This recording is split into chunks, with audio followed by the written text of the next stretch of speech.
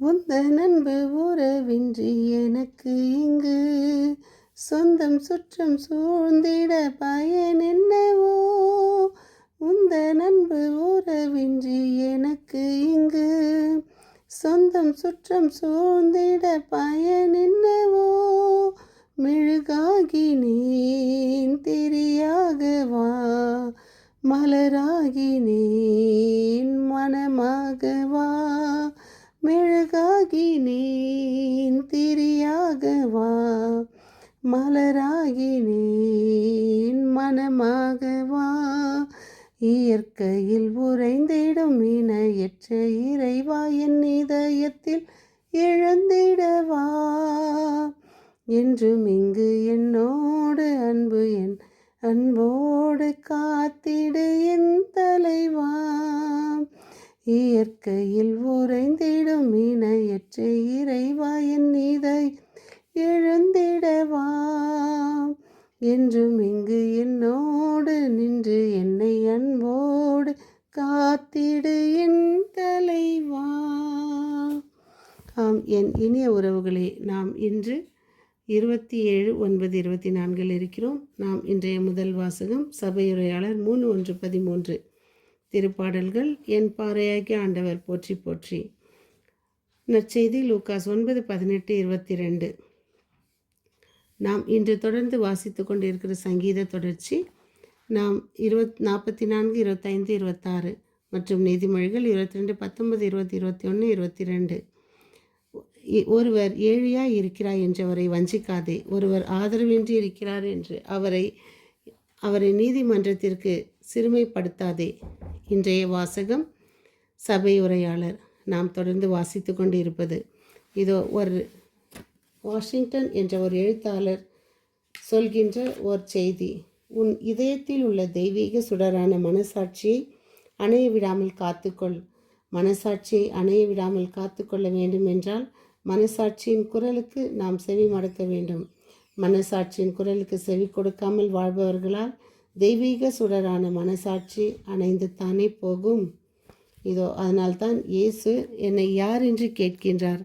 ஒவ்வொருவருக்கும் ஒரு நேரம் உண்டு. மனிதா உன்னையே நீ அறிந்து கொள் என்பது சாக்ரட்டிஸின் தத்துவம். நம்மை நாம் அறிய வேண்டும். ஜோகாரி என்ற உளவியலர் கூறுகிற போது, என்னை பற்றி நான் அறிய முற்படும் போது சில காரியங்கள் மட்டுமே எனக்கு தெரியும். உனக்கு எனக்கு தெரியும். சில காரியங்கள் யாருக்கு தெரியாது. சில காரியங்கள் எனக்கு மட்டும் தெரியும், அடுத்தவருக்கு தெரியாது.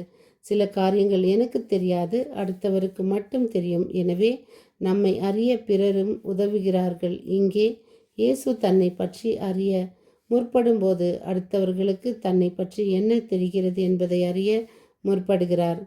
மலை ஏறும்போது அவ்வப்போது நின்று வந்த வழியையும் செல்ல வேண்டிய வழியையும் ஆய்வு செய்து ஊர்ஜிதம் செய்து கொள்பவர்கள்தான் உச்சியை எட்ட முடியும்.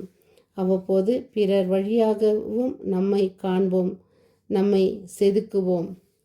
கிறிஸ்து வாழ்வில் இரு நிலைப்பாடுகள். இயேசுவை கிறிஸ்துவாக ஏற்று அறிக்கையிடுவதும் இயேசு கிறிஸ்துவாக ஏற்று வாழ்வதும் இருவேறு கடினமான நிலைப்பாடுகள். இந்த இரண்டும் இணைந்து இயங்கினால் வாழ்வே தெய்வீகம் தானே. இந்த இரண்டையும் இணைந்து இயங்க வைப்பது தான் கிறிஸ்துவ வாழ்க்கை. இது அவ்வளவு எளிதல்ல என்பதன் சாத்தியக்கூறுகளை நாம் பேதுருவின் வடிவில் கண்டாலும் இதுவே கிறிஸ்துவ வாழ்க்கை என்பதையும் அறிய வருகிறோம். நான் யார் என்று இயேசுவின் கேள்விக்கு நீ மெசியா என்று மிக சரியான மனசாட்சியோடு சிறப்பான பாராட்டுக்குரிய பதிலை சொன்னபோது பேதுரு மீண்டும் சில மணித்துளிகளில் மெஸ்ஸியாவின் உட்பொருளை அறியா விதத்தில் பேசுவதை பார்க்கிறோம். மானிட மகன் பலவாறு துன்பப்படவும் மூப்பர்கள், தலைமை குருக்கள், மறைநூல் அறிஞர்கள் ஆகியோரால் உதறி தள்ளப்பட்டு கொலை செய்யப்படவும் 3 நாட்களுக்கு பின் உயிர்த்தெழ வேண்டும் என்று இயேசு சொன்னதும் அதை தாங்க முடியாதவராய் இயேசுவை கடிந்து கொள்கிறார். இயேசுவை கிறிஸ்துவாக ஏற்று கொள்வதற்கும் அதை வாழ்ந்து காட்டுவதிலும் உள்ள கஷ்டம் இங்கு காண்கிறோம். இயேசு யார்? நமது பார்வை என்ன? நான் யார் என்று நீங்கள் சொல்கிறீர்கள் என்னும் இயேசுவின் கேள்வி 2000 ஆண்டுகளாக தொடர்ந்து கேட்கப்பட்டு கொண்டே இருக்கிறது. கிறிஸ்தவர்கள் இயேசுவின் சீடர்கள் என்று அழைக்கப்படுகிறார்களே, அவரை பல்வேறு பார்வைகளில் பார்க்கிறார்கள் என்பது கொஞ்சம் வியப்பூட்டும் செய்திதான். சிலர் இயேசுவை அற்புதங்களும் அருங்குறிகளும் செய்பவராக பார்க்கிறார்கள். பெந்தகோஸ்தே சபைகளுக்கு செல்பவர்கள், அருங்கொடை ஆர்வலர்கள் போன்றோர் இதில் அடங்குவர். இன்னும் சிலர் அவரை சடங்குகளிலும் வழிபாடுகளிலும் சிறைப்பட்டவராக பார்க்கின்றனர். பெரும்பாலானோர், விசேஷமாக கத்தோலிக்க கிறிஸ்தவர்கள், இந்த பிரிவை சேர்ந்தவர்கள். ஒரு சிலர் இயேசுவை தவிர சமூக போராளியாக பார்க்கின்றனர். மக்கள் போராட்டங்களில் ஈடுபடுபவர்கள், சமூக ஆர்வலர்கள் போன்றவர்கள் இப்பிரிவில் உள்ளனர். இத்தகைய பார்வைகள் அனைத்துமே உண்மையை கொண்டுள்ளவை, ஆனால் குறைவானவை, முழுமையற்றவை என்பதை நாம் உணர வேண்டும். கடவுள் நாம் சிறிதும் இறைமகன் என்று கொஞ்சமும் தயங்காமல் இம்மண்ணில் பிறந்த காரணத்திற்காக நம்மை பார்த்து நாம் பாவிகள் என்று கூட யோசிக்காமல், நான் யார் என்று என்னை சொல்கிறீர்கள் என்று நம்மை பார்த்து கேட்கும்போது நாம் இயேசுவை யாராக நினைக்கிறோம்? சிந்திப்போம். மீண்டும் சந்திக்கும் வரை உங்கள் அன்பு தோழி.